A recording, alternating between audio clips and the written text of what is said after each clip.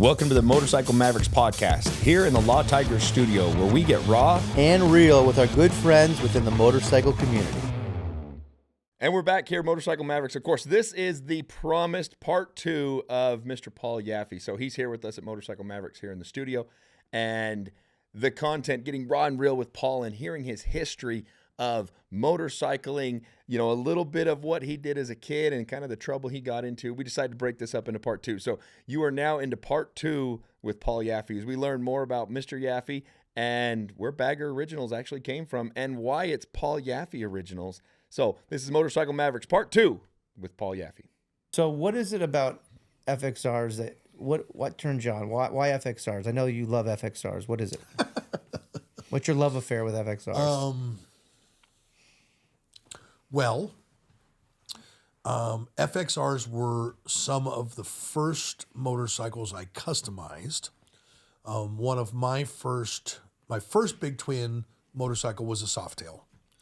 My second big twin motorcycle was an FXRP that I customized, and that's what I spent most of my time riding LA in, was on an FXRP with a little Ness quarter fairing and lowered, and I made these little billet parts. I had this drill press in my garage, a little Sears X and Y drill press on my, it was a regular Sears Craftsman drill press, but then I had a little Sears milling table. Was it the all-in-one units? Oh yeah, it was a little XY thing. You bolt it to your thing, and it was plus or minus 1/8 of an inch. Yeah. It kind of moved as you it shifted as you machined it. But I made some billet mirror arms. I made side mount license plates. I made some cool little things on it, that were I have one of the original side mount license plates I made. I have it in my little showcase at the shop with I don't know what the picture is inside of it, but it's a picture frame now. Cool. If you want to see how rough the shit I made, let's come look at that. You can see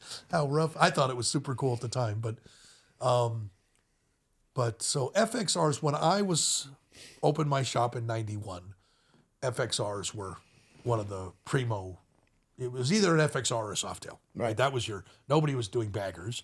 Sportsters were Sportsters. And if you were going to buy a big twin, you were either going to buy a Softail or you're going to buy an FXR. So, and we did plenty of both, but my love. So the first major show bike I ever built was based on an FXR chassis. And it goes back to the Patron thing where I had built this frame with this stretch tank that flowed into the frame and molded into the frame. And then the fender grew out of the frame. It was looked like it was one piece. And so I had this chassis sitting in the corner of my first shop. And Owen, one of my first partners, Lewis, he saw it sitting in the corner and he was like, "What is that?" And he's like, it was just a tank and a frame and a fender and a rear fender. He's like, "God, it's just so sexy." And I'm like, "Yeah, it's my forever project. I can't afford to buy any of the parts I need for it." And he's like, "Well, what do you think it'll cost?" And I'm like, "I don't know." And he went and got his checkbook out and ripped out a check and he said, "Finish it."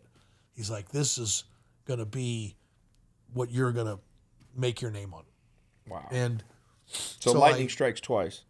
He was just, like I said, I've always had that patron who supported me and allowed me to create things that I could have never afforded to create, right? So at the time, Joel Knoll was my partner in the first shop, and Joel was a journeyman machinist. He worked for Amram Pipe Fittings out in Buckeye, and the guy ran circles around mills and lathes, right? And Joel had a little mill and lathe, which is the same mill and lathe that's still in my shop today. If you come in my shop and watch what I prototype on, it's Joel's mill and lathe that I still have that I bought from his wife.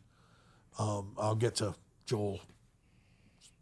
Anyway, so Joel was this journeyman machinist, and I would go over to his house, all night, and we would stay up all night and drink coffee. We were both sober, and we would make all this billet kooky shit and invent these tools that would allow the machines to create paths that a normal X and Y mill wouldn't create. And we just loved it. We were just so passionate about it. Never got tired. Never, And Joel was a family man. He was just a great guy. And So in the first couple of years, the shop grew. We had a friend that had a, I don't know what you call it. Well, now it would be a Airbnb, but he had a lodge in Pine, Sholo area, right? Pine Top, Sholo Pine Top, right? Is that what they're called? And I don't know, he had 18 cabins or something in this lodge. So every year we would have a customer appreciation ride, and we'd invite our best customers, and we'd all ride to Pine Top, and we'd take over the lodge, and we'd, have fires and play games and do our stuff, and then we'd ride home.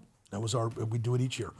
And the third year or something, we rode up, and Joel, the Hog Rally, the Harley-Davidson Hog Chapter Rally. Yeah, Williams. They did them Williams. Was for in years. Sholo. Oh, okay, yeah. So we were staying up in Pine Top, and Joel and I got up in the morning, and we got on our bikes, and we were going to ride down to Sholo to check out the Hog Rally. We were riding down. We had just got on the bikes. We were a mile or two from the cabins, just warming the bikes up, rolling down the street in Pine Top, and a older lady made a left-hand turn in front of us, and like right in front of us. Wow. Just didn't gauge our response. So she's first turned in front of me, and I had my first wife, Allison, on the back of my bike, and I locked up the brakes, and we started fishtailing, and somehow I pulled the bike over, and I pulled it into the center lane, and I laid it down and started to slide, and I caught the back of her car, which spun my motorcycle, but we were both still on the bike. It was engine guarded and full dress. And then the car lurched forward into the next lane. And Joel had never even got his feet off of his highway pegs. He was watching me crash, and all of a sudden she was in front of him, and he hit her square in the passenger door of her car, folded the car. His chest hit the roof of the car, and he went over the car, came off of his bike, stayed, and he went off and ended up, 50 yards down the road. We were doing 30 miles an hour. So we were. The car spun around and off the street and went up into a parking lot.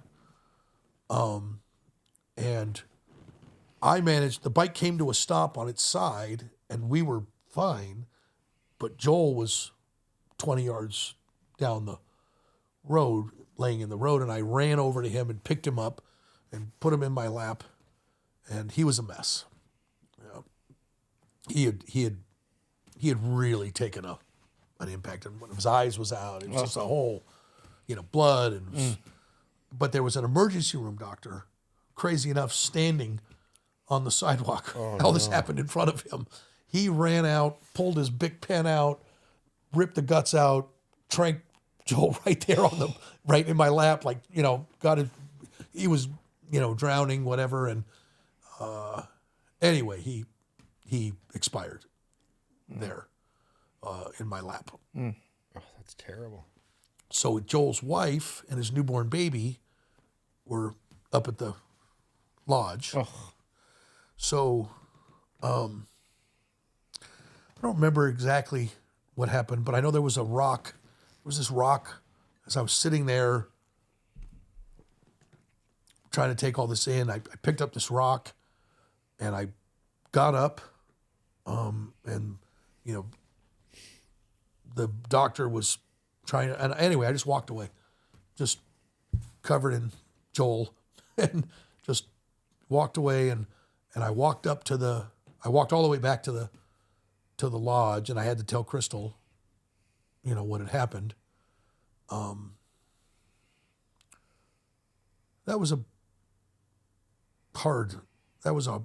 the beginning of it was still American Legend. That was before anything ever got bought, but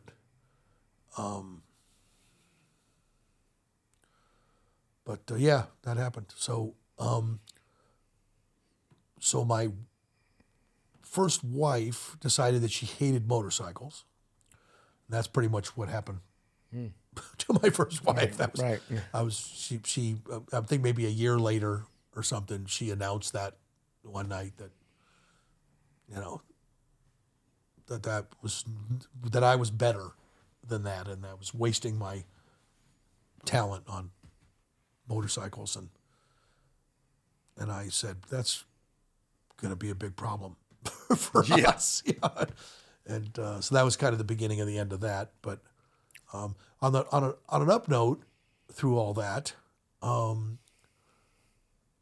Joel's son grew up and had kids, and they came to the shop,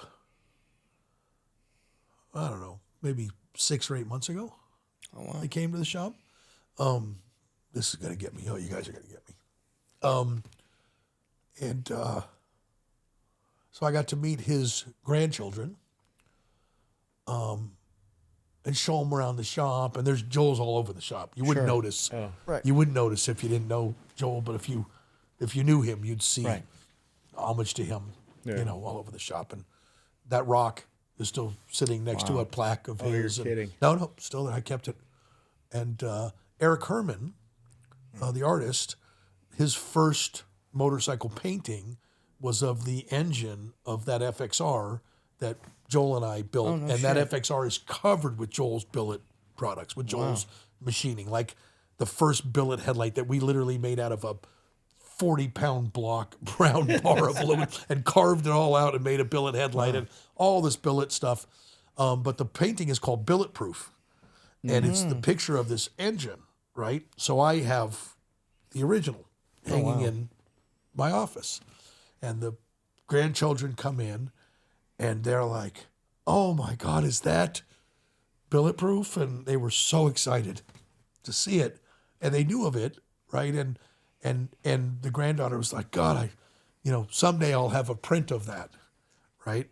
So, I took them on the tour of the shop and showed them all the things that Joel had started. And just, you can imagine what I was thinking, right, as I'm going through this, right? So I said, hang out for a minute. And I went in and Give him the picture. yeah, of course. I got the original and brought it out to them and said, this should be hanging in your house. I have another print or whatever. Right. I go, but this, and they were, it was a whole, Yeah. it was very emotional. It was a whole crying course. thing, but it was just wonderful. It was just wonderful after all those years, and to see that, these kids had at least, been informed, and Crystal had kept them, in light of Joel and who he was and what he loved, and then to see the light in their eyes, getting to see some stuff that their grandfather had created. That's and cool. It was just, that was a wonderful day. And those are FX. So that's part of the FXR. So that was the time. first FXR that I ever fully built that Owen financed, and it turned into this, this is 1992, and this was probably an $80,000, build. Wow. Every idea I could ever think of. And Denny Bloom painted that bike. So back then, I didn't have a trailer. I didn't have anything. There was no internet. There's no way to. So I would take that bike and I would wrap it up in blankets and duct tape the living shit out of it like a mummy and put it in the back of my 89 Ford pickup truck and drive it to shows. And I would drive it to World of Wheels shows. Those were the big shows back then. I would drive it anywhere I could. But I ended up taking it to Laughlin. In 1992, I took it to Laughlin. And I brought it to the show, and the Laughlin show then was huge. It was a big deal. People came from all over the country to compete in the Laughlin show. Laughlin Rally was a monster. And I rolled it up there, and the promoters were like, yeah, we're going to put you in the radical class. And I'm like, whoa, no, I don't go in the radical class. That's Arlen Ness and Donnie Smith and Dave Perowitz, and they were all there. Right. Yeah. And they said, oh, no, yeah, you're going in the radical class. And I had brought a couple other bikes too. The first fat tire bagger I had ever brought, and I brought an FXR that I had turned into to made it look like a Heritage Softail. Cool. Twin pipe with old police parts I had taken off of police bikes. Anyway, I put these 3 bikes in the show, and was just humbled with the line of Pat Kennedy, Roger Bourget, not Roger Bourget, the one you're thinking of, Roger Right. Bourget out of Missouri. Okay. Donnie Smith, Dave Perowitz, Arlen Ness, just the who's who of custom builders, right, was just at this show. So I won the show. Nice. Yeah, we won the show, and Marcia's bike, the Heritage, won the show, and Vince's bike won the show. you're So kidding. it was like Big a old triple sweep. crown, right? Wow. Kind of thing. So it was 1992, first time I had ever really come out and really shown my stuff, and we swept. Nice. Right, it was just one of those things, right? And That's amazing. so we went back to at the time it was the Hilton, the Flamingo Hilton. Now it's the Aquarius. Yep. But back then it was the Flamingo Hilton, and the inside was the Rainbow Bar, where everything happened. All the shit went down at the Rainbow Bar, right? And we had a little spot out front of the hotel from the manager of the hotel, had given us a little spot to show our bikes. And Keith Ball came up to me. Keith Ball, Bandit, right? And come up to me. Who the fuck are you? You just fucking own these guys. And I was like, and he was starting a new magazine for Paisano Publications called VQ. It was VQ Quarterly. And it was this high glossy paper, big format, super fancy magazine. And one of the premier articles in this magazine was called The Master Builder. And he's like, I want you to be my first Master Builder article.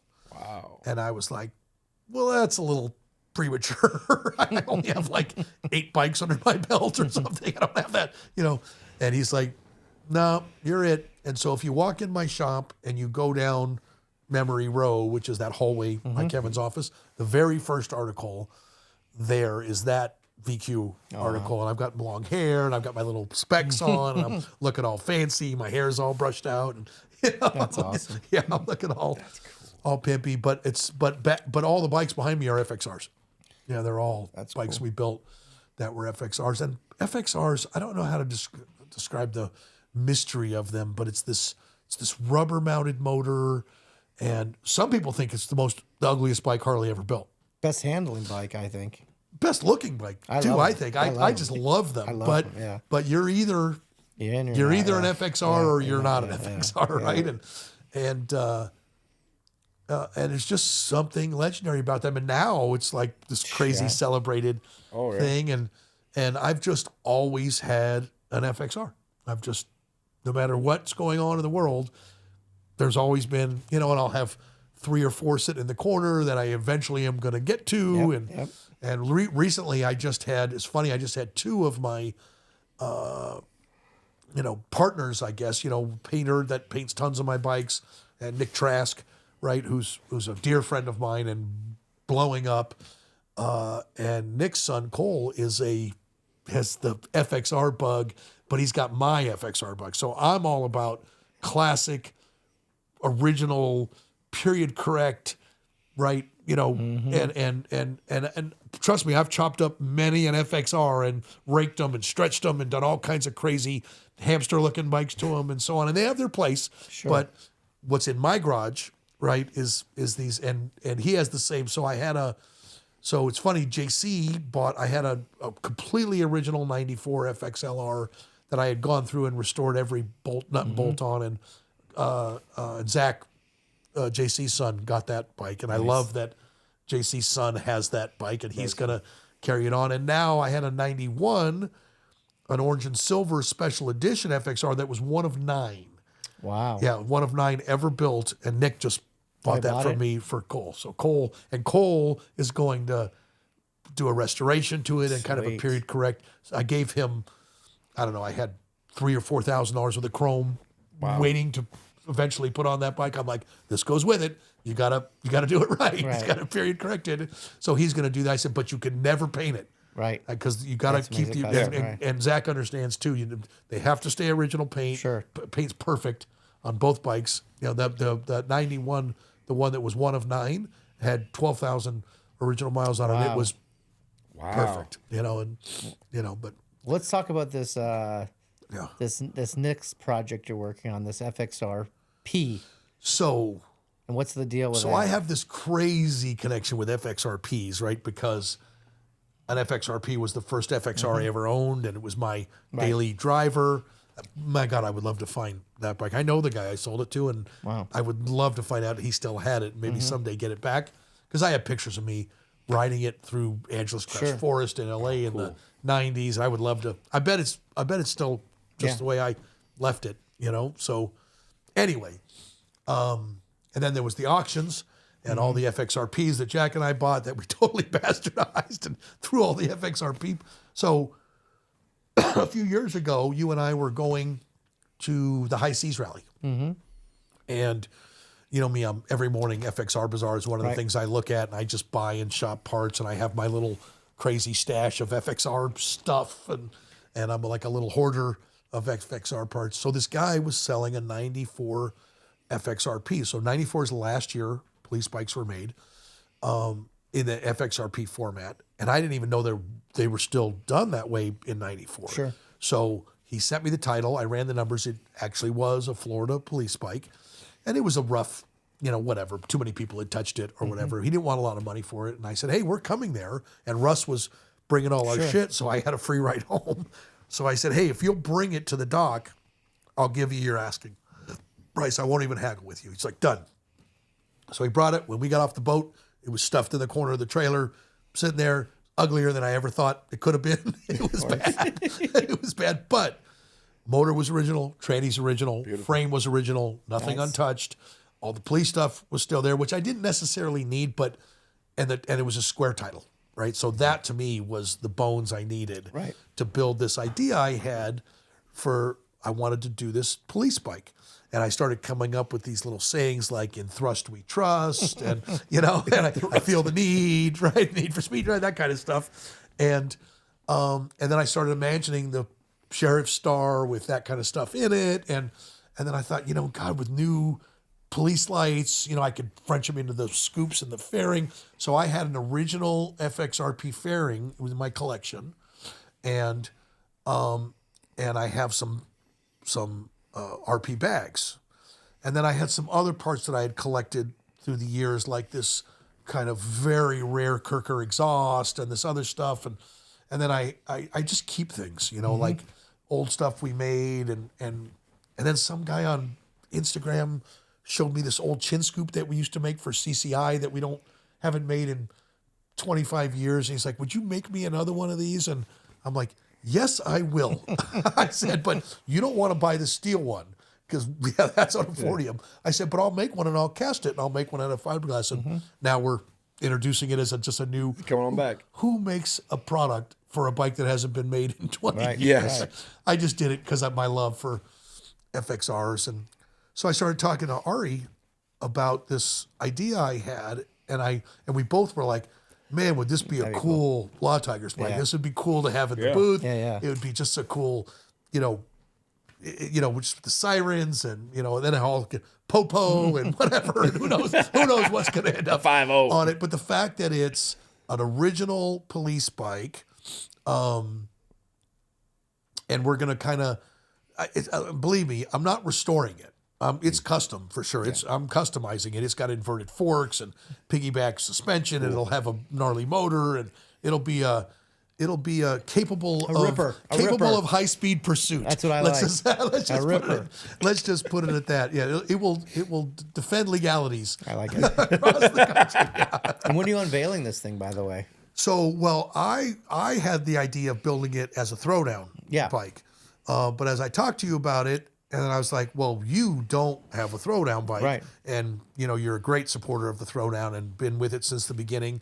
And I have this 93 FXLR that I just finished restoring that is everything it needs to be for the throwdown. I was like, let's make this the Law Tigers bike. I'll finish it for the throwdown. We can unveil it in April. It'll be just badass. You'll have a new throwdown bike. And it just kind of all fell together. Awesome. And it was just a great idea. And like I said, I have a throwdown bike I just finished. I didn't need to. Yeah. So it was perfect. Yeah. For that. So what's this? For those who aren't aware, explain this whole throwdown thing and how it came to be and what goes on with it. So it's called basically the Friends Throwdown. And Lionel's coming, by the way, this year. He's going to Nice. crash. I'm gonna gonna crash crash. with that first chopper I did oh, I love because that. it's an Evo. I love that. So it Perfect. wasn't built within the year. You know, there's fine lines, gray area. Of course, I'm gonna ride in that gray the whole way there. My position on that is please come.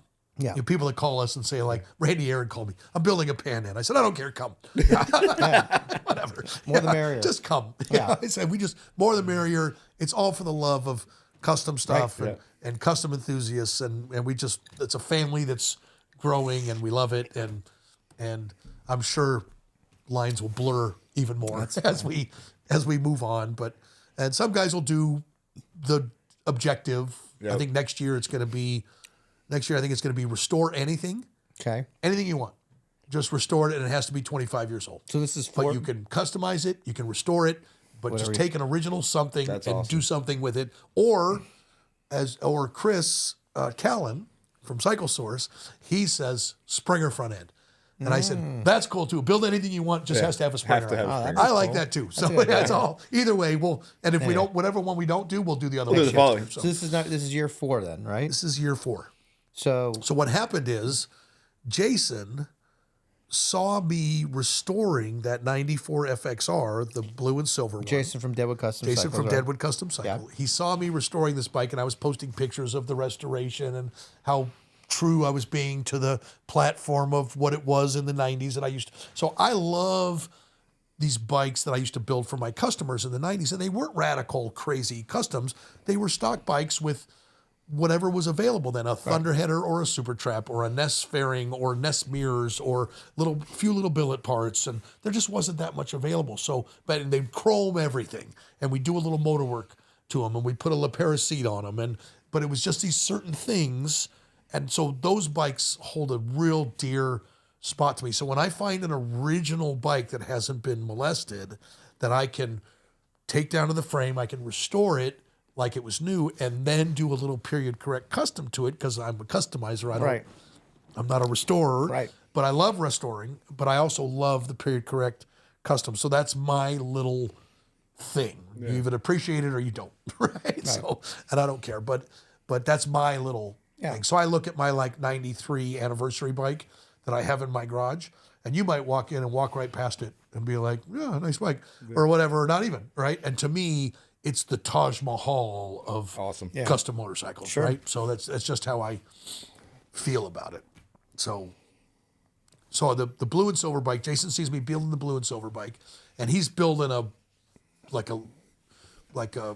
kind of a cool performance FXR badass bike. Which then ended up being your bike. I have one. So it ended up being your bike. He bought it. That ended up being your It bike. was 2 of them actually. Right. He's building 2 at the same time. I didn't know if that was the bike Yeah, that ended up one being of- yours. yeah, But yeah. so he calls me one day, feeling pretty cocky, and he says, "Hey, I think you and I should have a little, social media Throwdown. smackdown, and talk some shit about each other, and then we should end up somewhere and have a little FXR competition." Right. And he's feeling like he's building a really cool bike and I'm building a lame restoration bike. Right. So I'm like, really? I go, you want to just smack down with me? He goes, yeah, we could shit talk. And I said, well, tell you what, I'm good for that. I go, but you handle the social media stuff. I go, I'm super busy. My plate's way full. I go, you do all the posting. Call me when you need pictures and I'll send you stuff of what I'm working on and we'll do it. Okay. So he has no idea that I have a 91 FXRT that I've been working on for 6 years. Right? It's not that blue and silver bike, right? This thing's it's badass. $150,000 ridiculous, completely custom monster, right? So, and it's pretty much ready for paint, right? So he inspires me. I'm like, Just wrap it up. man, I'm gonna finish it, right? So, I don't know, a couple months went by. And he calls me and he says, hey, I need some pictures, right? And I'm like, oh, yeah, no problem. And I roll it outside and lay it down on the frame and take some pictures of this beast. And I sent it to him, right? He calls me back. What the fuck is that? And I'm like, what? I go, that's my, no. He's like, no. He goes, that you were restoring that 94 and blah, blah. I go, well, yeah, that's all good. I go, but that's not a SmackDown bike. Yeah. I go, this is a SmackDown bike. And he's like, oh, fuck me. Right? And so it turned into this joke. So at the same time, Jason was building a bagger for the police chief of Deadwood, right? And he got a bunch of guys involved with it. We all pitched in parts, and we thought it was a fabulous idea. And we thought the police chief of Deadwood should be riding a custom bagger. Yeah. We thought that was super cool. So Jason built this bike for him with all of our stuff, and a bunch of us who contributed to it showed up in Memorial Day for this presentation, right? Which has now turned into the Deadwood Custom Motorcycle Show. But at the time, that didn't exist. Right. So we showed up. The whole police department came out. He presented this fabulous bike to the police chief. It was a great event. And somehow we were all sitting around drinking one night, and Throwdown, the SmackDown, whatever. I think at the time it was the SmackDown. Oh, yeah, okay. I think it was called the SmackDown. And Jason was like, oh, I just totally stuck my foot in the sand, and I challenged Yaffe to this thing, and blah, blah. And everybody was, and Curtis was like, well, I want to do that. And then Jeff Slidsky was like, yeah, I want to come. And Nick Trask was like, yeah, me too. And all of a sudden these guys were like, yeah, we all want to have a, and so Brian said, we should call it the Throwdown. We should call it the Friends Throwdown. Brian Clock, by the way. And Jason like, that's a great name. And so we said, well, what are we going to do? And should we go to Vegas? Should we go to here? So we started talking about places. And I said, well, we can come to Arizona Bike Week. The weather's good. It's pretty consistent. It's kind of central. Everybody was like, yeah, let's do that. And so the Friends FXR Throwdown was born. And it was half a dozen of us. And then all of a sudden, people started getting wind of it. Flash from Bikers Against Bullies and James Patience, Rick Bray, Xavier. And I called Xavier. He was building this bitchin' FXR. And I said, you should just come. And it turned into, I think, 15 guys or something. And it grew into this kind of thing. And then we found this great historic hotel in Winslow. And we met there. And it was bitchin'. Yeah, it was awesome. It was just bitchin'. It was just cool. It was grassroots. There was nothing. It was not for anything. There was no award. There was nothing to win. It was just show up, have a good time, ride. Everybody's shit broke. Yes. It was a total clusterfuck getting down the mountain, but super fun. We all had a great time. And some friends of mine, the Laws, live in Winslow, and they have a warehouse there that they've turned into their home, like a loft. Oh, cool. They've turned into their home, and it's crazy motorcycle shit all over the place, and it's very rustic. And they got wind. Brian somehow got wind of us. Brian and Lori. Brian somehow got wind of us coming, and he invited us to come to his thing, his warehouse. And Chris Callan was coming. He had happened to be building an FXR for Dennis Kirk or something, and we ended up doing a podcast there interview, in this living room, which was just the most unbelievable backdrop on these old leather couches and these old bikes and leather racing vests hanging all over the place. It was just so cool. It just all fell into place. None of it was planned. It just happened, and it was just great and organic and authentic and real, and it was super cool. And we couldn't wait to do it again the next year. And then it became the Chopper Throwdown, and so it's just turned into this thing, and it's grown, and you can crash, and crashers come and crashers go, and different people make it, different people don't. And this year it's actually kind of big. We moved from Winslow to Cottonwood this year. This year we're going to do it in Cottonwood. What's the name of that hotel? I keep and forgetting. we took over the Tavern Hotel, and we took over the entire hotel. I got you right, by the way. You're covered. Yeah, we talked about that. Yeah, we took over the entire hotel, which is, I think, 25 or 30 main rooms, and then 4 or 5, 6 cabanas, and then the upstairs. Like 40 rooms. No. I checked. I called. Yeah. You had said 20. They told me. They told me 25. They told me 40. So I don't know. Anyway. Yeah. Whatever it is. So they just impressive to go from what it started So at. we've taken over a lot of them already. Yeah. I think it's 2/3 gone already. Yeah. I checked with the gal last week. Everybody's making reservations. So on April Fool's Day, we're going to meet in Cottonwood this time and do a different ride. We've done the same ride for a few years, so we're going to do a different ride over through Prescott, over Mingus Mountain, through Jerome to Mingus Mountain, and then we're going to go into Prescott down over Yarnell. Yeah. And then we're going to drop in on Congress where they're going to host us for lunch. And then we'll roll through Wickenburg, an old western town, and then over to the Hideaway for a reception. And I'm not going to let this whiskey go to waste. I have this one time. request. I want to have pizza at the top of and pasta at the top of the Maynard, the guy from Tools Winery, that night when we go So for dinner. I think wanna go up there.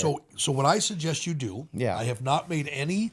The Tavern Hotel has the Tavern restaurant, which is good. Food's good. Yeah. but they won't block it. I wonder if we can. They won't block it. But I'll bet Maynard. So literally the hotel is here. Yeah. Maynard's right here. He's right. I mean, It's literally. it's a hill with a lift. Oh, you said this, It's a yeah. winery. Super cool. And It's it's like the guy grapes. from Tool. Yeah. Right, owns it. The food's supposed to be phenomenal. I've My heard that staff's too. Been there, yeah. So why don't we call them? I will. I'd love the help. I'll do it. And let's make that instead of going. But then right outside of the Tavern Hotel, we have a little Main Street. There's a few bars and stuff, Yeah. and so we can walk up and down there later. Yeah. But I think That'd it'd be a good great dinner. to have Yeah. everybody meet up there for a dinner. Yeah. Grab that mic and pull that a little bit closer to you. Especially since the Tavern Won't accommodate us, is yeah. just like, hey, we won't block off Across because the we could take over the whole tavern. Across the street, there's a great breakfast place that I don't know if it's owned by the same people. It but is. It's owned by the I Tavern love Hotel. that breakfast place. It's, God, I forgot the name It's of a it. crepe place, but Yeah, they yeah. have all kinds of All stuff. kinds of stuff, yeah, So yeah, yes, yeah. I know exactly what you're talking You about. talked about how everybody's bikes break down, Yeah. and you just described a beautiful ride. Well, not mine. My Well, of bike's course. Right? I don't think yours broke down on the FXR, did you? No. Oh, you know what? But Actually, if you remember for the chopper one, mine never ran. Actually, no, yours didn't run right. It ran, but I had to pull it. I had to load it up at the restaurant in Okay. Pine because I was with Trask, and Trask keeps doing this and this, and he's like, Oh, that's he's right. like, There "Something was sounds knocking. weird." So it was knocking, and I had bad. It was an SNS motor they put in, and I had bad. Not pulleys. What's the what went bad? The rocker. Something went bad. I think your lifters. The Your lifters were bad. Oh, okay. So Jason got it warrantied, and they replaced the lifters. But They Nick were could hear collapsing. it. He just They had were push knocking, rod, yeah. crazy Yeah, push rod yeah, noise. yeah. So my question is, Yeah. everybody's bikes break down. How long is the ride this year? How long are you pushing Well, it? the ride. So actually, we're shortening it. Believe it or not. really? So Okay. the ride from Winslow all the way down to Cave Creek was 100. I'm going to guess it was 145 miles. Yeah, something like that. So Okay. this year it's 50 miles, 52 miles to Congress, and then 52 miles to the Hideaway. Oh, that's not Oh, bad. So it's right in the middle. Yeah. It's perfect. Yeah. It's 100 miles. well, not that anyone's afraid of the miles, but I'm wondering what you're willing to push. right. I don't think there's another event I've been to where you have that much talent concentrated in one event. I'll tell you, if you'd been in the parking lot, the chopper thing Oh, that was incredible. was probably the most challenging one we've Yeah. ever done. Everybody really kind of went all out they're and amazing. really built, Yeah. made their frames. Oh, yeah. Made everything, right? And it was and everybody was struggling to get it done and ran out Yeah. of time. And the night before we rode, there was tents all over this dirt parking lot. And was everybody's nuts. bikes were on cinder blocks, half taken apart, toolboxes everywhere, incredible, yeah. booze. Everybody's working, there's smoke, and everybody's trying to get their Yeah. bikes running. And the camaraderie Oh, it was amazing. of that evening. I mean, really, midnight, 1 a.m, everybody's still trying to get their shit running Yeah. because they want to make the ride so That was bad. incredible. Yeah, it was. Steve's I think my It was favorite bike- magical.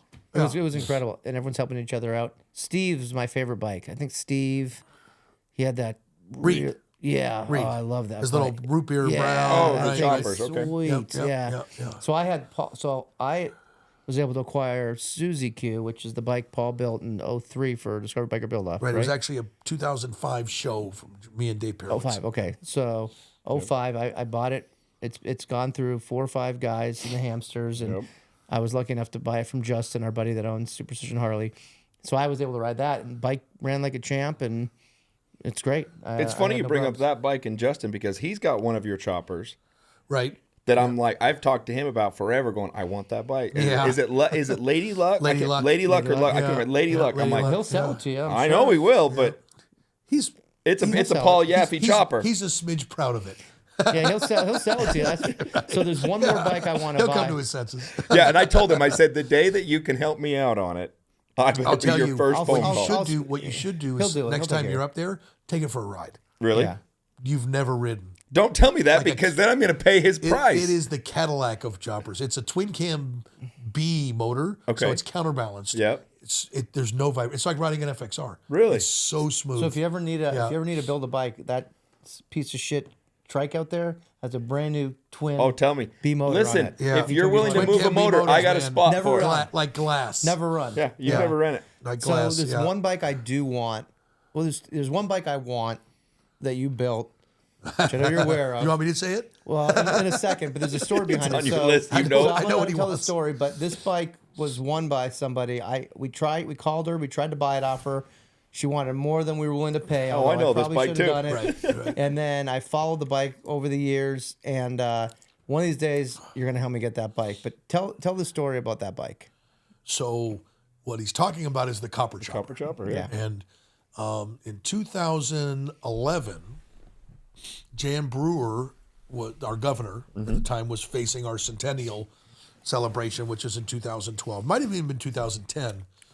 And things weren't great. We had just finished this crazy 2008, recession, and nobody had any money, and she wanted the centennial celebration to be about motorcycles, which was mind blowing, right? To have an entire state, right, want to celebrate their motorcycles, the sport of motorcycling. And so she came to me and wanted me to build a centennial mascot motorcycle. So the only person she knew who knew anything about motorcycles was Glendale's mayor now, Jerry Wires. Weiss, yeah. He actually Wires, Wears, whatever. Tomato, tomato. Yeah, exactly. Right. He actually rode a motorcycle, so he was the only person That had any knowledge of it. in her world that had any knowledge of it. So she sent Jerry to talk to me about building this motorcycle after I agreed to do it. So he brought me some Japanese Art Deco rocket motorcycle toy. Oh my God. And he set it down on my desk and started talking about Orange County choppers and this is what I want to build. Yeah, and I was like, yeah, it's not going to happen. I said, I'm not going to build that, dude. And he's kind of he's a proud guy. Yeah, That's he talks nice, a lot too. Well, he's proud. Paul and I got stuck at a speech, a political Oh my speech. God, he let's gave not for even like get into that. 2 hours. I Anyway. want to bash Jerry, but he's a nice enough No, guy. I know he's a good guy. He's a good But guy. nice, but my God, geez, that Yeah, that was event painful. of yours. That was painful. Anyway, let's go back to the Anyway, story. so I said, no. I go, I'm seeing it a little different. I'm thinking Easy Riders, Peter Fonda, Chopper. It's I go, sweet. the everybody sees it, loves it. I mean, we're trying to capture the hearts of our entire state, and we don't need that. We need, right? We need get your motor running, right? We need that, and so somehow he gave in and said, yeah, all right, do what you want to do, and yeah, we got to doing it, and they got some amazing people like Freeport McMoran, Arizona's largest miner of copper, gave us all the copper for the bike, mined the copper, so we actually made it out of Arizona mined copper, and we just had all kinds of great stuff. We had a pretty decent amount of time to build it, and the whole thing was copper, and I didn't know anything about copper. Yeah. And one, it's incredibly heavy, and two, it's incredibly soft. It's like lead. Really? And yeah, I didn't know. And so they started sending us these big ingots of copper, and I was like, oh my God, I tried to machine this stuff, it melts. Right? I'm like, what am I going to do? nuts. So we came up with solutions or whatever, but I was so proud of that. Oh, that bike's bike. amazing. And then when I got to unveil it for her at the Arizona State Fair, and the governor, she was such a blast, I made this copper helmet. She put the copper helmet on and jumped on the bike and revving it That's up awesome. and running. And it was super cool. And, That's awesome. but then they ended up taking the bike on tour. Yeah. I had to finish it a year in advance because they ended up selling raffle tickets Yeah. for it to That's how she- finance. that's how she won it. Well, we didn't have any money. Yeah. So Yeah. she needed to fund the centennial celebration. So the bike, raffle tickets for the bike funded, they sold millions of dollars Yeah, worth oh, of yeah, I'm sure. raffle tickets, and it financed our centennial And celebration. some woman ends up winning it in Lake Havasu, Lake some Parker. student in She's Parker. never owned a motorcycle. Yeah. She wins it. Yeah, Yeah, she won I it, spoke and- to her on the phone. And she thought it was like, going to be her lottery ticket. Yeah, I was like, it will be today. Yeah, I go, yeah. but and she's like, well, I'm going to go put it in my garage, and I want to have some copper chopper parties, and will you come? And I was like, Yeah. no. and she ended up keeping it for like a year and a half. And then she called me and was like, all right, yeah, I'm tired of trying to keep this thing from turning green because it was real copper. Yeah, you got to yeah. keep that. And I'm like, I don't know what to tell you. And so then so Ari and Warren were interested in it. And I think we offered her $75,000. I'm like, big money at that time.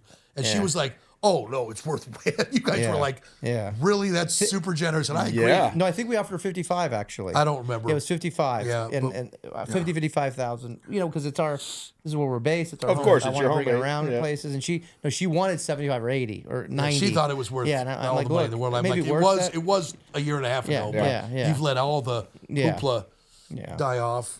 And then I ended up buying it from her for pennies. I'm sure of you that. did, yeah. And then there was a guy, John James, who was the CEO of Morongo Indian Gaming, Palm Springs, that huge tower on the 10 as you're heading towards LA, that huge tower, beautiful hotel. So he was the CEO of that hotel. And years before, he had called me, just cold called me, crazy. And he's like an Omar.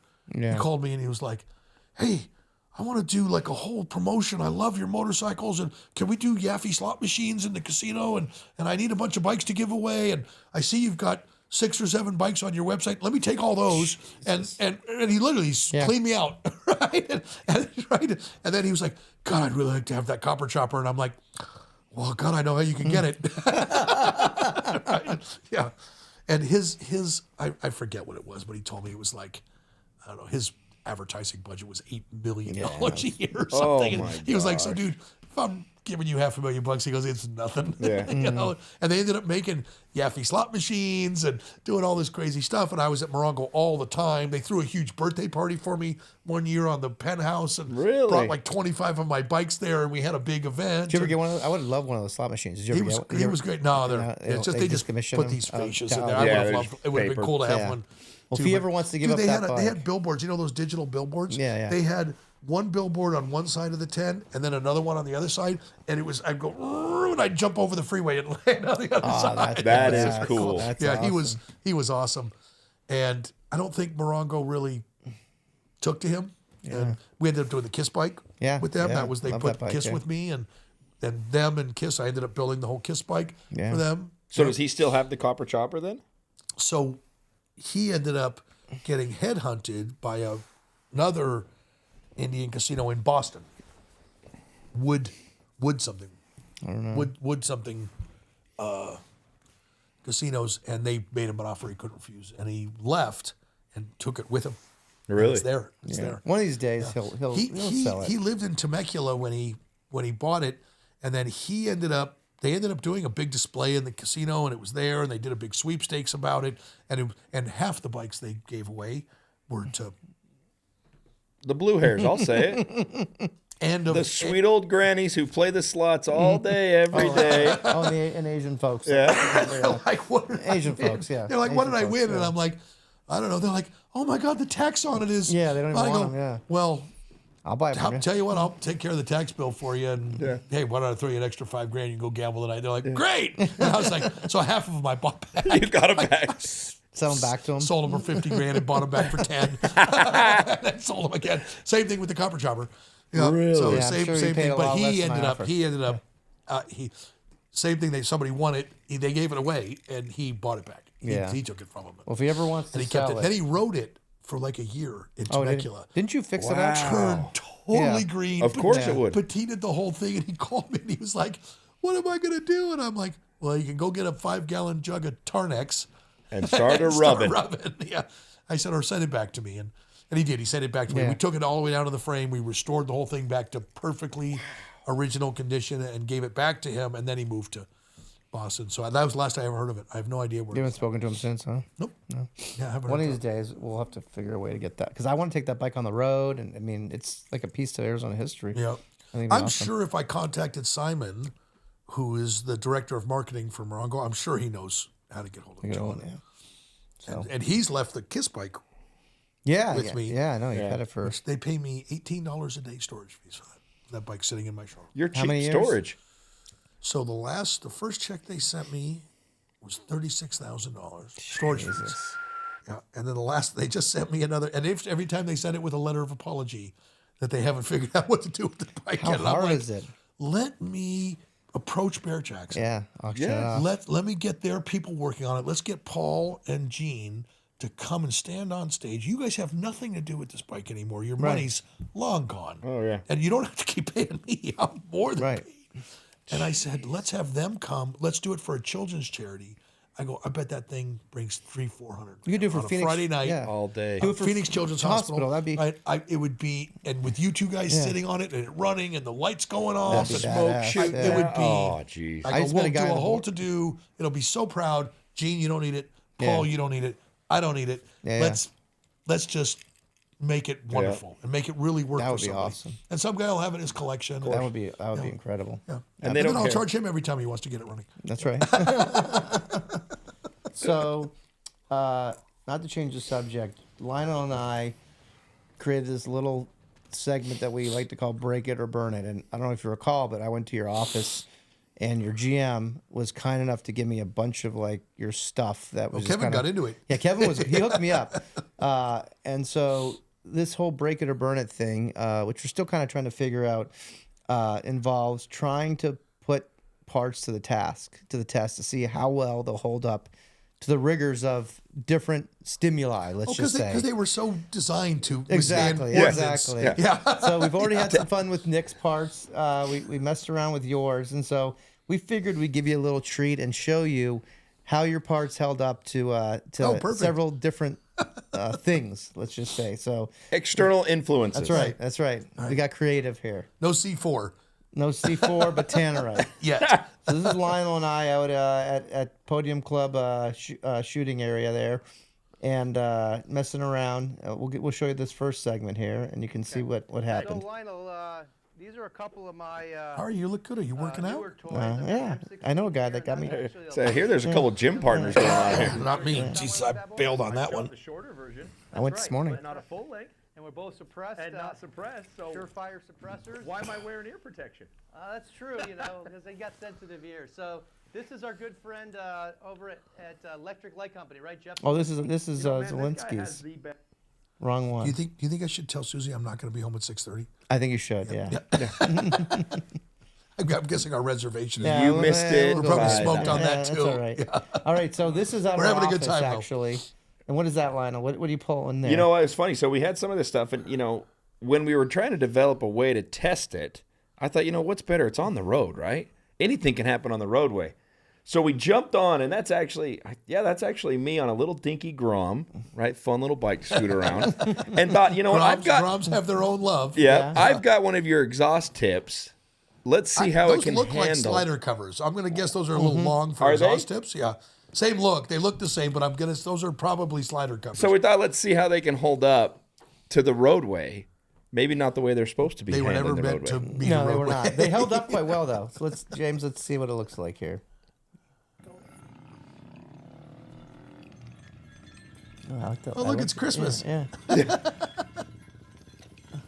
Oh, there you go. Nice. And then I've got your handlebars and one of your Yeah, that's a monkey bar right there. and one of your lipstick mirrors that I have on one of my other bikes. So that was that. So they did pretty good there. Now we're back to the desert. All right, so let's just blow some shit up, and we're just gonna I'll take that as a hint. Yeah. Real methodical here, aren't we? so this is just empty out as much as we can do. Sorry. All right. Paul. Well, you got to be a decent Yeah. shot. Oh, sorry. How many yards are we I talking? think this is. Oh, we're easily 100. And there's your tank. You're- at the top. yeah, I'm gonna call it Oh, 20. look. That was your fender. That was my favorite. Do another one, shall we? I think that's one of your stretch fenders down at the Yeah. bottom, standing up. Oh shit! Uh-oh. Well, there keep goes going? the target. Let's keep going, shall we? Wait, I think I got two more. Hold on a second here. One As my second. pants are Bear with falling me. down. I felt bad. Ari's got these nice weapons, right? Yeah, he does. And have I nice was like, weapons. I just wanted to dump the mags, and I just kept dumping them in the dirt, and he kept slowly releasing them, That's all putting right. them in his pocket. Oops, I don't think I'm seated. Ready? 1 second. Lionel, what are you shooting there? My M16. Yeah, M16. Yeah. I'm empty on 4. And what on earth could survive this? Yeah, nothing. Yeah. Other than a Nothing. bowling ball? Yeah, nothing. Actually, A bowling ball won't either. they won't. Did you know it's actually a hard rubber? No, I didn't know. That's what bowling balls are made out of. Oh, fancy. Did you see he was like 10 feet up? Ari has no regards for rounds. No. Said we were good influences. All right, let's go close. Now you can see. Oh, there you go. There you go. Hey, you know that fiberglass?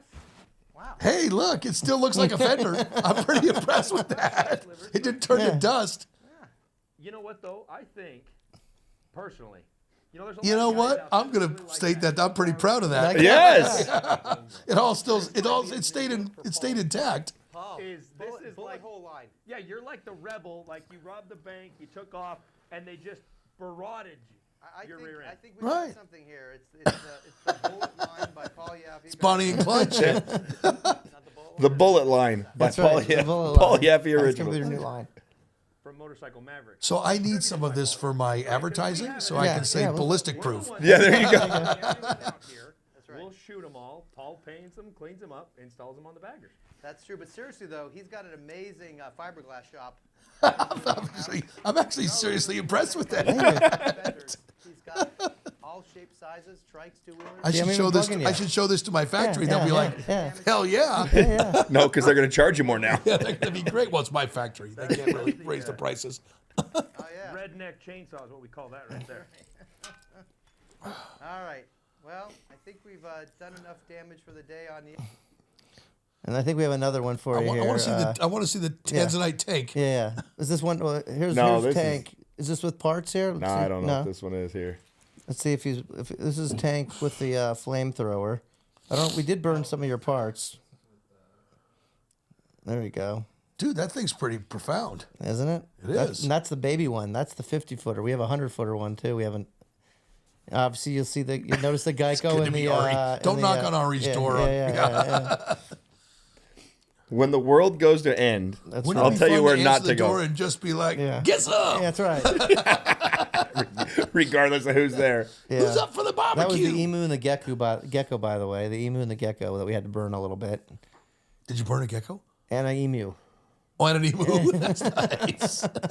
Andrew made those targets for us. Can you burn the husband and wife latte? Well, that's next. Yeah. or at Oh, least here you go. Here we go. Here's one of your. Here's caricatures of them? There you go. There's some of your stuff on fire. One of your fenders, I think. And where's the tank, James? You have that one?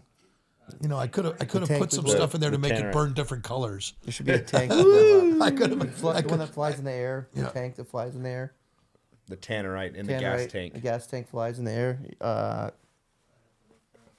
I thought you found it earlier before we started. Yeah, so we have one more we'd love to show you where it shows your tank actually like floating in the air. It may take a second, James. Maybe we'll find it real quick. But what the fun thing was is, you guys as builders, parts manufacturers, I mean, you test everything for motorcycle riding. Weather, elements, but not for That this, was right? The whole premise of it is what we did. One of Nick's turbo pieces. We did his air cleaner. His air cleaner. Did Zelensky's. He gave me a brand new electric. I think it was a return flaw electric All right, so- light. It was incredible what this stuff held up. Did you ever see way back when John used to assassinate me regularly? Shope. Yeah. He would take his plastic thick ass shit and he'd like run it over with a car. Okay. Or he'd hit it with a sledgehammer or whatever and go, "Look, still looks great." And I Yeah. go, "Well, I know every time I buy a part, first thing I do is take out in the parking lot and swing a sledgehammer run it at it, over. just to see Yeah, if see if it'll it's hold up. worthy of me Yeah, putting yeah, on my yeah. bike." So Yeah. then we took one of our steel tanks and one of his plastic fenders. And you did that, yeah. And we just put a regular little propane Yeah. torch to it and just turned it into a garbage bag. Oh, Just really? Melted it. And then we held it on our tank and held it on our tank. And then we turned the tank glowing red. Yeah. And then we shut it off. We were like, still a tank. That's right, I go, that's so right. hammer, flame. Yeah, what do yeah. you want your stuff to withstand? Yeah. You know, that was an old ad we did years and years ago because we were just so tired of him Talking shit. just thinking he was so superior. Well, Well, Nick was a little worried because he's like, you're gonna be shooting my parts. He's like, that's what John does. He's like, I'm like, no, it's true. That's he said that to me, and he's like, I don't want to. I said, trust me, we're doing something. It's only going to endear Not people this to one. you. That's this not it. one. No. Nope. It should be. It's a tank that It was was hanging. the big white. No, it was down on the ground. You shot it first as it was hanging up. And then it came down. And it right. fell down. We shot it a few more times. No. Then I shoved the tannerite in the tunnel of it. You Right. sent It was me. upside down. You had one of those as the highlight. It was one of the videos that you sent. Well, While I he's thought looking, we'll I thought you had it loaded before we started this today. yeah, there was one of them that I know that. I only showed the backpack. Yeah. So anyway, we showed it to him, and he thought it was cool to see his parts kind of. And he had the. This isn't bothering me. No, It's not just- even, we're just not having even a fun with little it. bit. Well, we're not trying. It's just something to do differently. I am gonna bring both of you guys out. We'll bring both of you guys out, and we'll do some shooting and some competitions to Oh, see. we would love that. That'll be fun. Oh, is it this? Go. No, it's not that one. No, you don't see it yet. Oh, sorry. I see the tank back there on the ground. I think. What was interesting is one of his parts to his turbo. I can't remember which part it is, Right. but it's full cast. And I laid into that hard with some It held up. big, heavy rounds. I mean, a 45-70, and you literally just see little tiny rub marks on it. Like Oh, that's fantastic. I half mooned a couple edges, Right? but the rest of it, I mean, Right. Is this it, James? nothing. How great is that? Bulletproof. Yeah, I was like, Yeah. shh. That's what I would do. Here we go. It held up too well. It held up too well. I would show my parts with all the holes in them and say, still looks like a fender. Right, Yep. right. You could who still else- run it. who else- Yeah, it didn't turn to dust. I mean, that's right. I mean, Here you go. Here we go. Here it is. Ready? ready. 1, 2, 3. I think you hit it. That's awesome. I think you hit it. No, you hit it. That's great. We should have a slow mo of it now. Watch. Everybody says that. Forward a little more, Jay. I think we have a slow mo of it. Mexico. No, this isn't it. This is the live. Oh, that's a live one. There's one we have. It actually shows it in the air spinning, and we'll have to send it to you. But No, I'd love to have it. yeah, I think you hit it. I think you hit it. I love that. No, James, you hit fast it. forward this for a second. Just do me a favor. No, you Fast hit forward it. a little bit. No, I think now we inspect it.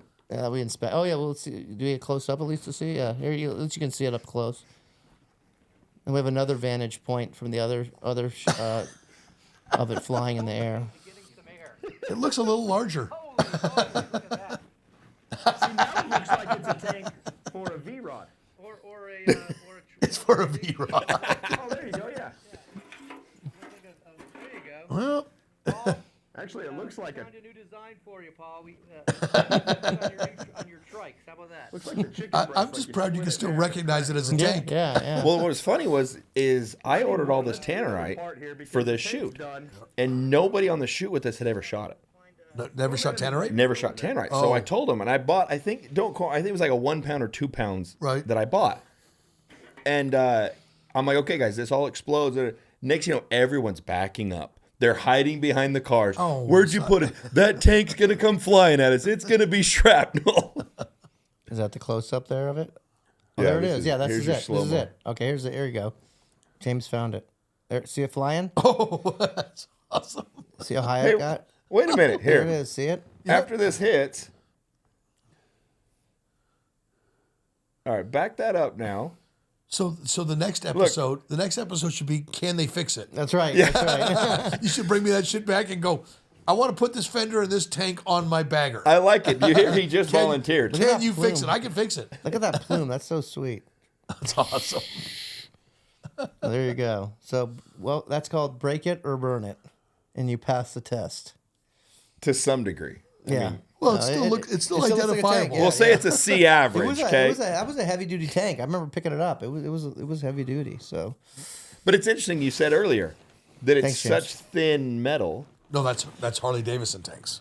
Okay, I'm sorry. Harley-Davidson tanks are basically like welding aluminum foil. Really? Yeah. Our tank is made from 14 gauge. Oh, is it?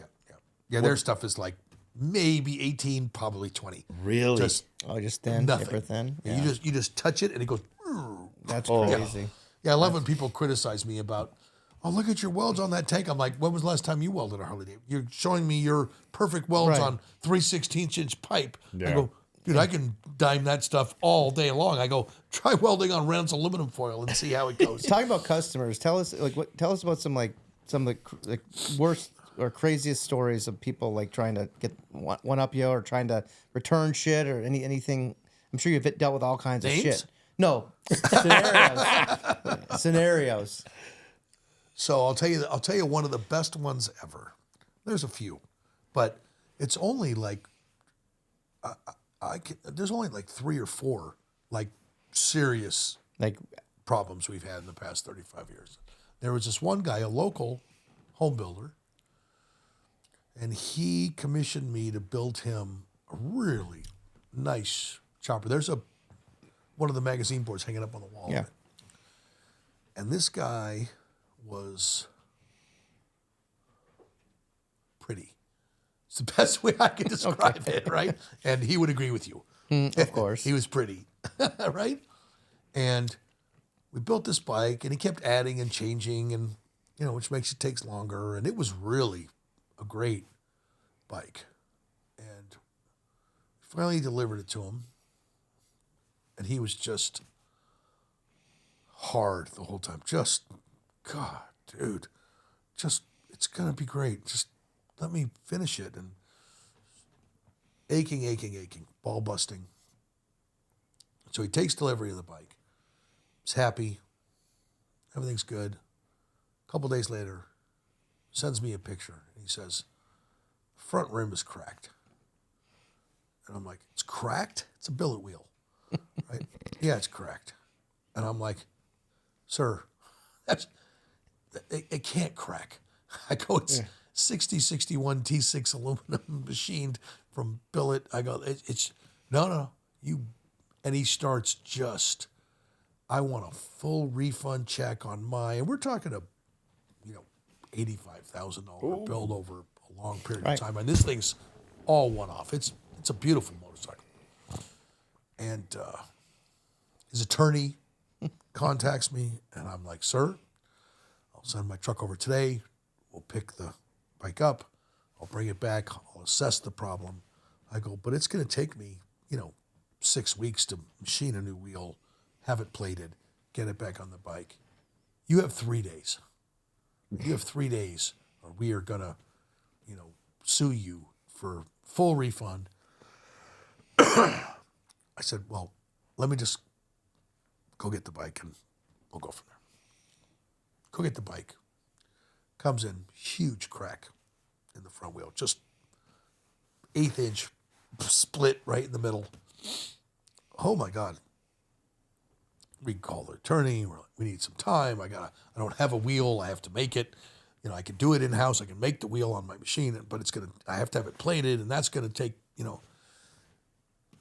threatening. They want a $80,000 check from us or whatever. So we take the wheel off, take the tire off, sitting up on my toolbox, and I'm looking at the crack, and I'm just like, it doesn't look quite right. And I'm looking at it, and I'm looking at it. I put my thumb against it. I push on it. It pops right off. It's a piece of gum. Oh, He ran over a piece of gum. And I swear to God, for a day and a half, I thought it was cracked. It looked so real, but it just popped off, and I'm like, And I said, well, doesn't that change things? So this guy was just An asshole. difficult, Wow. right? Just difficult. So I go back to his attorney, and I said, look, I will stay here for the next 2 days, and I will machine this guy a new wheel, and I will personally plate it at my friend's plating facility, and I will have this bike back to him Friday afternoon because it's already back together and perfect. yeah, it's done. He has no idea. And I go, however, for me to do this, and I had the money. I could have, at the time, we were rolling. I was like, I could have written him an $80,000 check. It was, but I don't, how am I going to sell that bike? And I said,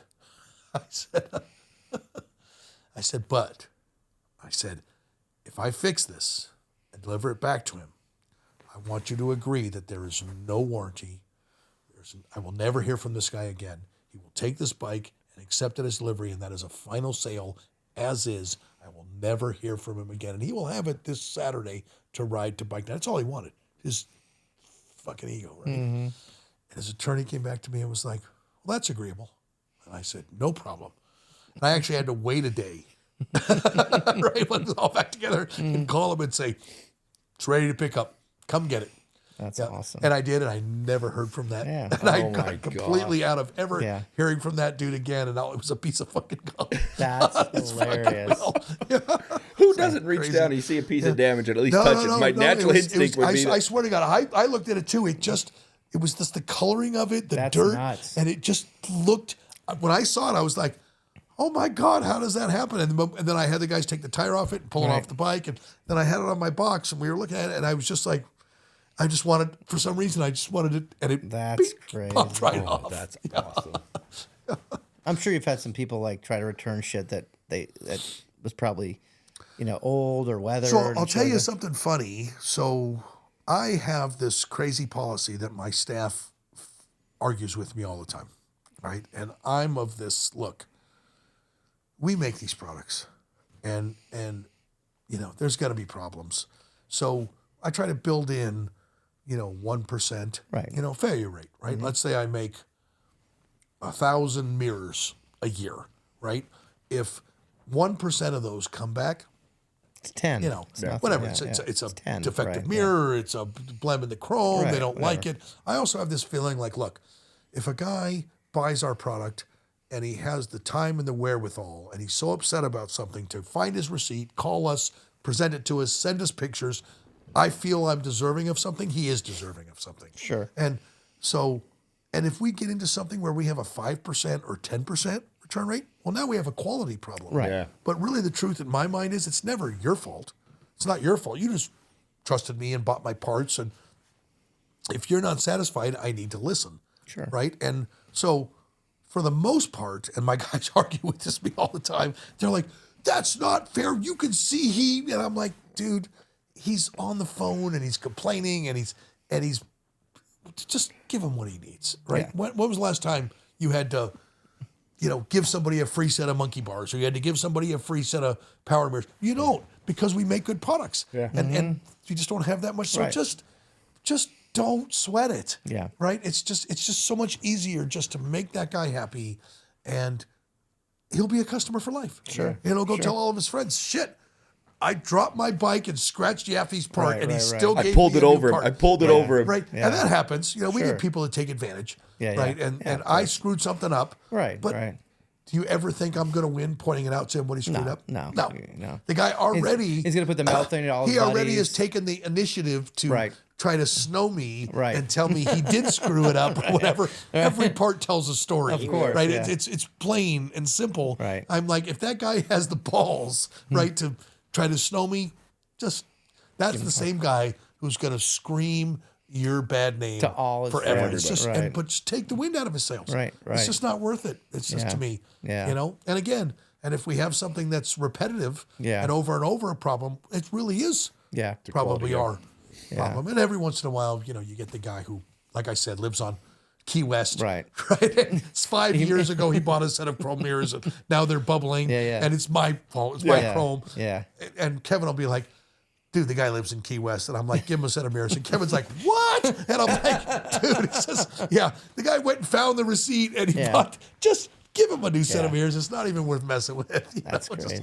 yeah. So before but we that's wrap- just brand. Yeah, of course. So Yeah. before we wrap it up, just on a personal level, what's your experience like being a father? I know you're obviously a great dad. What's thank that you. been like? You're welcome. And I've seen it. What you had a child when you're a little older, of course. A lot yeah. older. Yeah. But Yeah, how did so- that change your life, and how's that experience been over the years? Well, so I'll tell you something. So through my shaping my business, I was obsessed with that, and I didn't make time for family. But God put Susie in front of me, and when I met Susie, she had 2 kids. She had Ryan and Sarah. Ryan she had when she was quite a bit younger, and she had Sarah, who was 7 when we met. And she was incredibly protective over Sarah from me. And there was also Susie's mom, Mary, right? And you know, any of us can claim dysfunctional family, and we've had family bullshit and whatever. We've all had that to some level or whatever. But I didn't have a real. My parents adopted me when I was an orphan, when I was a young kid, and raised me and did a wonderful job and were tremendously forthcoming with my adoption stuff. Never wanted it to be a secret or any of that shit. And I was grateful to them, and I always felt loved. Both of my sisters, who are my adopted mother and father's natural children, left home early. And I was kind of left unsupervised as a young, which is why I can tell you I was 10 years old entrepreneuring. Right. And, so I was very unsupervised, but everything worked out okay. But Susie has brought me this amazing gift of family. And that's something I got from Susie was Mary, her mother, who, I just love that woman, more than I can express. And then Sarah, I got the opportunity to raise Sarah along with her father, Paul. Susie never has to worry about calling me the wrong name in bed. Her first husband's name is Paul. I'll never know. Which Paul are you talking about? Yeah. But Sarah was just a gift that came with Susie, and Sarah and I have a wonderful relationship, and I am just so thankful. And Paul, Sarah's father, I'm a stepfather, me and him have a great relationship, and we've gotten along great, and we got to kind of, even if you want to call it co-parenting or whatever, but Paul was certainly not as an aggressive person like me. That's not the best way I can say it, but or at least he wasn't as strongly opinionated as me. But together, me and him, we always got along great. Sitting next to each other, filming Sarah at her basketball games at high school and stuff, and cheering her, standing up and yelling, and it was just a great thing that I never got to experience, And then we moved Sarah into the dorms for college on a Friday evening, moved her into ASU. And then Saturday morning, I went to the gym, and Susie had to take some blood tests for a procedure she was due to have. And I came home from the gym, and Susie had been falling asleep at weird times and kind of low energy and dealing with some stuff. And so I came home, and she was like, you need to sit down. I heard from the doctor, right? So I'm thinking she has cancer or something, right? I'm thinking the worst. And I'm like, no, just fucking tell me, right? I'm, thinking we're going to have some major problem. And she's told me she was pregnant with Nash, right? So I basically did the full Tom Cruise on Oprah, right? I jumped around the house, bounced off the couches. I was all fucking excited. And she was just, I think she was really taken off guard by that, because we had talked about it, but we had always just said, if it happens, it happens. Right. But we'll just kind of leave it up to God and what he has planned for us. And anyway, we got Nash, right? And so I was 50 years old. Nash was born, right? And Susie was 42, high-risk pregnancy through the whole thing, but she sailed right through it. And I'll tell you, I don't know where Susie and I were going. I don't know what our direction was, or but he has been the greatest gift to us. He has just been the most amazing influence in my life and changed a lot of priorities. And, and I can also tell you, I don't get to take off to Napa with you and Kathy anytime I fucking want, right? So, so he has his downside too, right? Every time you call us, I'm like, well, I got to figure out what we're going to do with Nash, right? He's always a thing. but I wouldn't change it for the world. He is, having him since birth, my first child, right? He's my first, natural son, whatever you want to call it. But he is just, I've never known love like I know for Nash.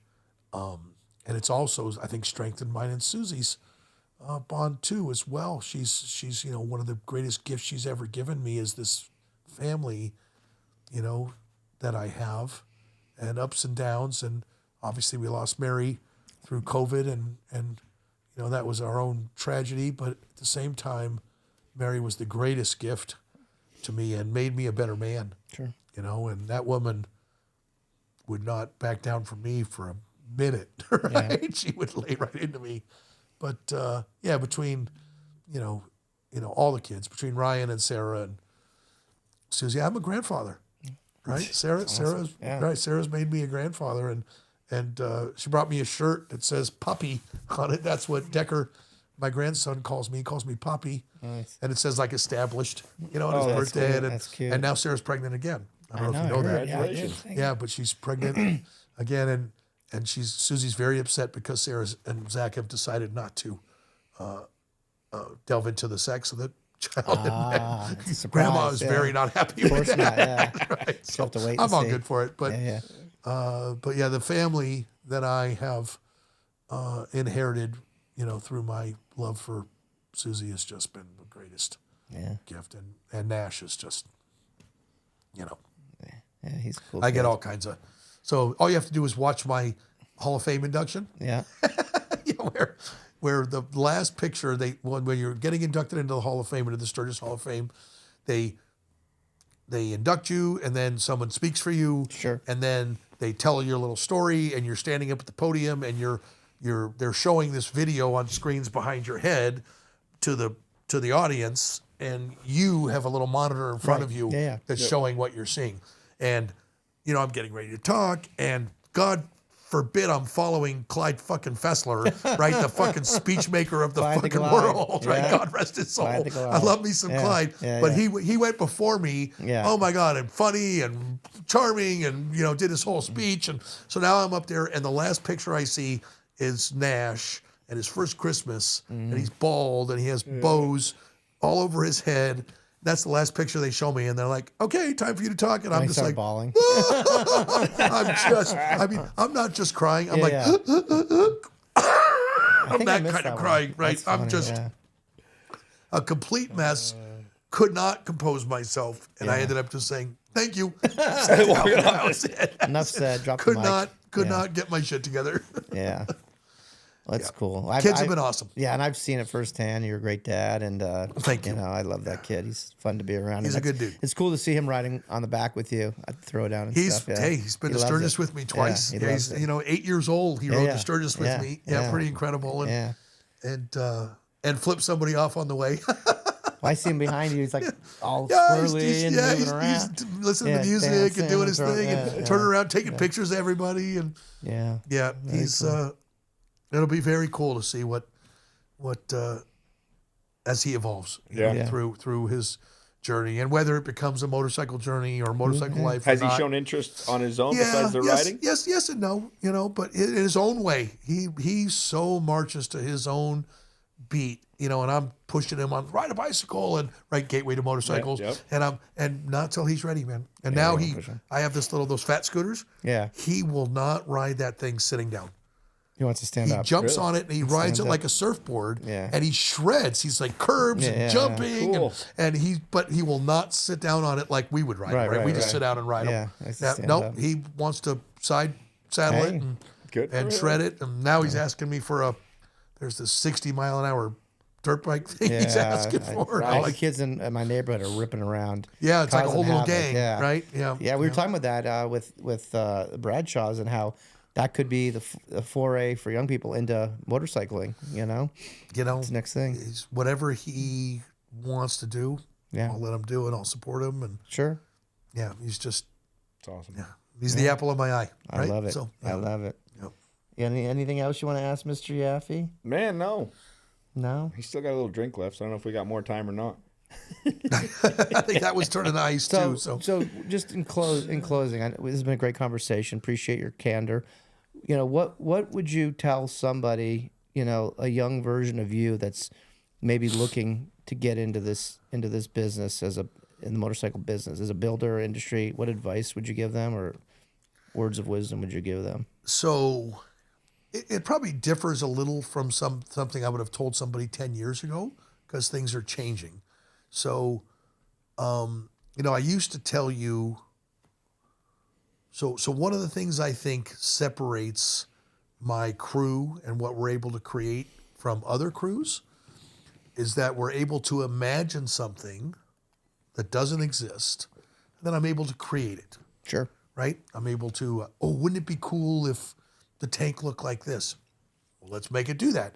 We hammer it out, shape it, form it, and we make it do what we want it to do. Fabrication skills are important, right? And there's things you can learn. I would tell you, again, this is what I would tell you before, learn to weld, right? Learn to work with sheet metal, learn to work with aluminum, learn to maybe work a mill or a lathe, learn to the tools you need to create the things that you imagine. Sure. Well, now those things are changing. So now we can 3D print some of that stuff. We can, right? So I would tell you, if you had a welding degree and if you were a skilled welder, you'll never have to worry about having a job ever, right? Same with other fabricating jobs, right? Hands-on skills of a craftsman are disappearing. Right. Oh, yeah. Right? Who's going to come do something stupid like fix your toilet, fix your pipes, electrical, right? Understand that stuff, wants right? to do it. Understand that stuff. You'll be able to pays well. write your own ticket. And it pays right? well, Because yeah. and it's going to pay better. Right. Those 100%, jobs, yeah. right, are going to be great. supply and demand, yeah. If you enjoy working with your hands. If not, that's what I tell my son, Nashi. I'm like, you need to learn CAD design. You need to learn to code. You need to learn everything about computers, right? You need to learn how I go in, and if you do that now, and there's all kinds of fun ways to learn to do it. I go, that's something you can fall back on that you'll never, ever have to worry about making a living. Then you can go do whatever you want. Right. Yeah, but please learn that now, right? Learn those skills, right? And then you can choose to do that, right? If you need to earn a living, and you'll always have a living doing that, or then you can go do anything you want to do. Sure. Go be a ballerina. I don't care. Do whatever you want to do. I don't care. But you'll always have those skills to fall back on. And so I do think industrial, physical trades are important. And I think that if you're going to fabricate, you can't fabricate if you don't know how to fabricate. Right. You can't invent something from nothing, right? And I look at like the kid we were talking about, Action Jackson, right? And can fabricate, but he's also learning a modern way of fabricating. 100%. Right? Yeah. He's taking advantage of technologies that are available to him. Yes. And he's meeting people that have a pathway to those technologies, and they're allowing him to create with these amazing. It's amazing you can 3D print metal now. Right. And now, in the newest technology, you can grow metal. That's nice. So now, and I'm just going to say this because it's an opinion. So I see things where they're actually growing metal. So the days of U.S. Steel, hot forging metal and smelt plants and pouring steel and pouring beams, that's going to disappear. Right. And we're going to grow metal in a lab, and we're going to change the molecular structure of that metal where it'll be anything we want it to be. It won't rust. Right. It won't have iron in it. It'll be whatever we want it to be. You'll be able to grow a motorcycle frame in a tank. It's nice. Right. And it'll be the most impervious metal. Right. That you can, and that's coming. Right. So those technologies are absolutely the future. Yeah. Right. And so that's what I would implore somebody to do. And some of that might be mind-blowing. But if you're a young kid, learn to weld. Sure. Right? Learn to fabricate. Learn to use a hammer. Work with your hands. And then if you think you want to run a business, right? I would take business courses because there's a lot to learn about business, right? There's a big difference between what I do, right, and the responsibilities I've taken on running a company with 20 employees and all the things that go with it. And trust me, there's a lot of fucking shit that goes with it, right? Yeah, it's not just I'm going to open a shop and be cool. Right. It's not that. Right. And my God, the lessons, I've learned and done everything wrong. And I've had fortunes lost and fortunes made and fortunes lost and fortunes made. And I've done it several times. And thank God, I've been blessed to be able to recover, from some of that. Because I've made some major millions of dollars worth of mistakes. Sure. Right. And, and it's all been part of the ride. Sure. Part of been shaping my character or whatever. But, and you always hope, God, I hope I have one more in me. Of course. Right. Yeah. So, but I would, learning trades, work with your hands, learn to do for yourself. Yeah. The less you have to depend on other people, the better you are.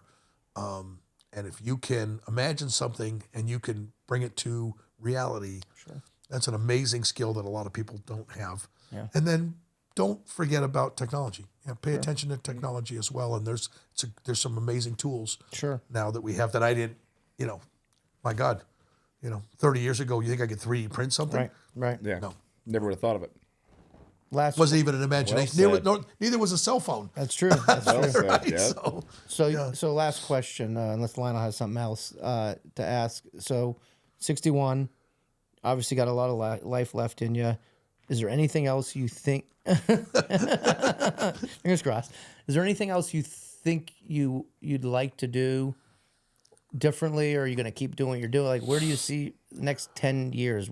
10, he said 30 other Well, next 30, I whatever. did. Yeah, I did it's say 30. He already say gave us the 30. commitment. What do you see? I mean, what do you think you're going to be doing, or any plans, or downsize, grow?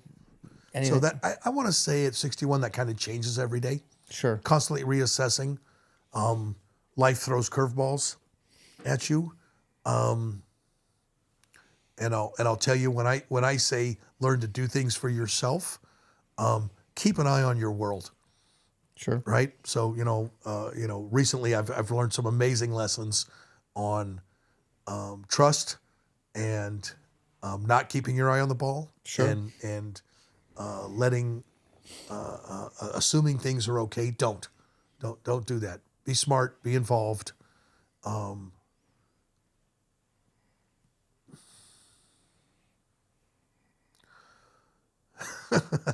don't want to go down this path, but and I don't want to sound cynical, but trust yourself. Yeah.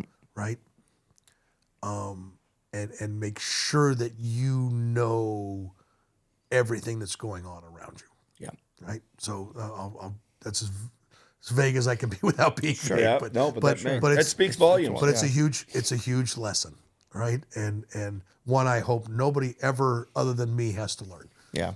But and I don't want to be negative. I don't want to say trust no one and Right. I don't want to be that guy. No, But take care of your business. Yep. Right? Keep your eye on the ball. Checks and balances. Make sure you understand what's going on. And I'll leave it at that for that part of it. Yeah. But and going forward, I hope, and I'll tell you, I've had an amazing gift through what I'll even call disparity. Sure. I've had an amazing gift through the disparity that my wife, my life partner, decided to take an interest in my company and my world. Yeah. Which I'm not going to say she wasn't interested in it before, but she was doing her own thing and she had her own, goals and her own company and that's what she did. And then, she retired and she had a couple years off, but, through some adversities or whatever, she's come into my world and taken so much off of my plate that would have been devastating to my creativity. Sure. Right. And I am so thankful that she has, taken on and I'm going to call it a burden, Right. you know, and the burden of my business, right? Which I hate that. Right. I hate the business part of it. For an artist, if you want to call me that, or from the creative aspect, there's nothing that'll spoil creativity Right. quicker Yeah. than books and numbers and Operations. and receivables and Right. payables and, you know, oh God, Yeah. guys like me just do not want to deal with any different of that skill shit, set, right? I different just don't skill want to set. deal with any of Yeah. that shit. And I'll tell you, if I get up in the morning and I'm going to sit down in front of a bike and I'm going to create something, I don't need that noise. Right. You know, and she's taken on a ton of it, and I am so grateful to her, and so grateful to have her as a partner in all aspects of my life. But this latest gift she's given me is and I'm going to say it, she's given me the gift of freedom from myself. Sure. Right? Yeah. Because I can create some wreckage because I'm that flaky guy, you know, and so I'm very grateful that she's stepped up, and I feel bad for her sometimes at the end of the day, looking at what she's had to deal with, you know. And then she's like, "How was your day?" I'm like, "God, I made a really cool fender today." Whatever, you know. And you're like, how was yours? You're like, oh. And I can just feel her as I walk away. I can feel her going like, Yeah. "Fuck you," you know? Yeah, but she's stepped up, and I just love her that much more. So Well, that's a true testament to what she's done. And they're different skill sets, let's be honest. right, Most creative people are not involved or interested in day-to-day business operations. It's numbers, it's minutia. It's way different than right. what you do creatively. Everybody And has their skill set. everyone She's has great their at it. yeah, She loves it. Yeah. So Yeah, you- yeah. When she gets into forensics and Yeah. digging into books, Sure. and- Yeah. that's a good day for her when she Sure. solves something or finds something. 100%, yeah. Or me, I'd want to eat a bullet. That's just not my day. Well, I'm Yeah, glad you found that balance. That's Yeah. great. So, but I think I don't have anything Well, man, else to yeah, add. I mean, this was awesome. Thank you, Paul, for joining us. oh, I'm so you glad know? to be here. Thank you. Yeah. It's Yeah, great it's to have you here. And Yeah. so we can officially say you've been on the Motorcycle Mavericks podcast. And I would say that we got real And raw. and raw And with raw, Paul Yaffe. yeah. I wouldn't expect anything less. And, No, not at all. Yeah, but thank so you thank again. you Yeah, for thank coming. you. We No, appreciate happy you to- being yeah. It's been here. great. Thanks for Appreciate having it. me. Yeah, our pleasure. Yep.